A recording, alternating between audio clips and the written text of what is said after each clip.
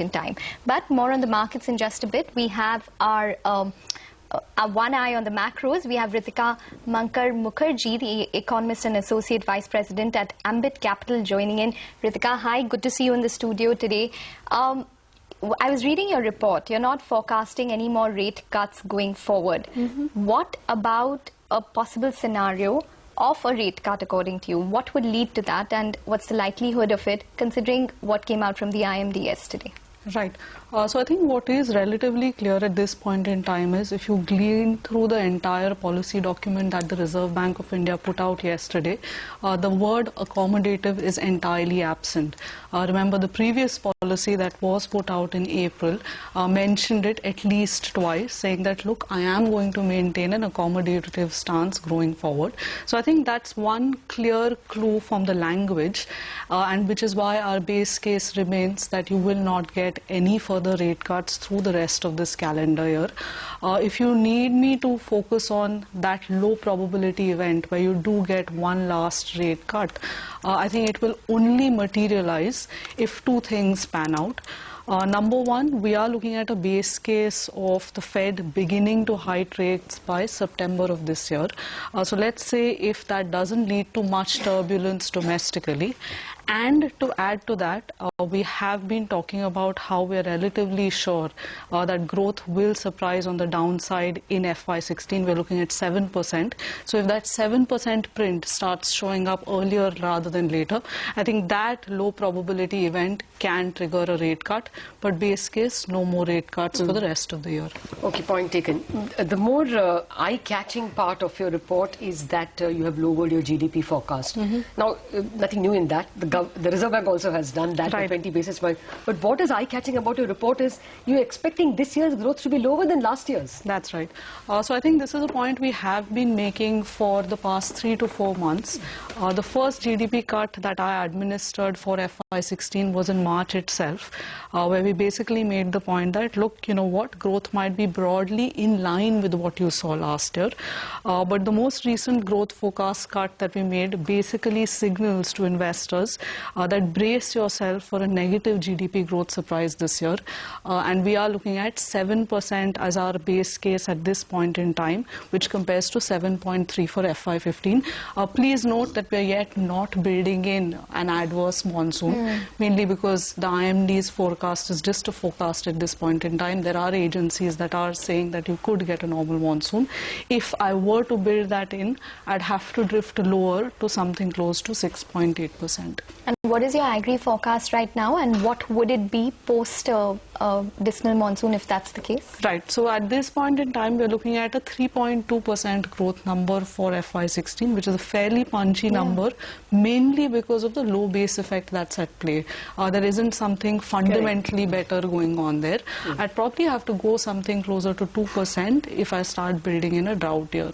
Okay. What about earnings? Has your company extrapolated the lower GDP into the earnings? Right. Are you all expecting, I mean, what kind of an earning? I know it's not your area, but what kind of an earnings growth are you all penciling in, and is there a downside bias to it? Right. So absolutely. So like you said, the strategy piece is something our opinion goes into, but I don't actively look at it. But broadly, their point of view mirrors what we are saying from a growth perspective, in the sense that expect a negative earnings surprise. In terms of the numbers, I think they're looking at something like a 9% growth rate for Sensex earnings, vis-a-vis 19%, which is what a large part of the consensus was earlier looking at. I think this is the first single-digit earnings number we have heard, and maybe we will hear more of them in the days to come. What about inflation? That was the other point that the governor made. And then, of course, caveated that several bad monsoon years have not meant low production years. Low production has not meant high price years. Your take? So I think on the inflation front, we were very, very happy to see what the governor had to say, because we had been making the point right from the beginning of the year that in terms of the trajectory, even if you build in a not so bad monsoon, inflation tends lower in the first half. 2Q FY16 is when the bottom is formed, and 6% average inflation is what you should see in Q4, which is why we were making the point that don't expect very deep rate cuts this year, because the governor can't respond to monthly policy prints, which is the point that he made yesterday as well. And he has to look at the long-term picture. So that's really the trajectory we had been highlighting. And yesterday, the Reserve Bank of India did upgrade its inflation forecast to you our also numbers. are at 6. We're fully aligned with what the Reserve Bank of India is saying. How much of a risk, according to you, is the Fed rate hike in terms of maybe volatility in the currency as well as maybe incremental debt outflows? Because we saw that take place in a small measure in May itself, where the bond yields globally hardened and we saw outflows from Indian debt markets. How much of a risk is that? So I think if you look at the fundamentals, I think what is relatively clear at this point in time is that obviously within the broader emerging market pack, India is better placed from the growth perspective, from an inflation perspective, as well as from a CAD perspective. So I think what is relatively clear is that this time around, the turbulence and the currency overshoot that you're likely to see will not be as dramatic, as profound as it was the last time around. That being said, I'd say the fundamental range for the rupee, based on what sort of CAD numbers you will see, should be 62 to 64.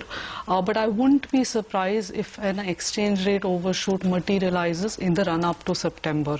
And like you know, an overshoot is a situation where the fundamental value and the actual value have nothing to do with each other.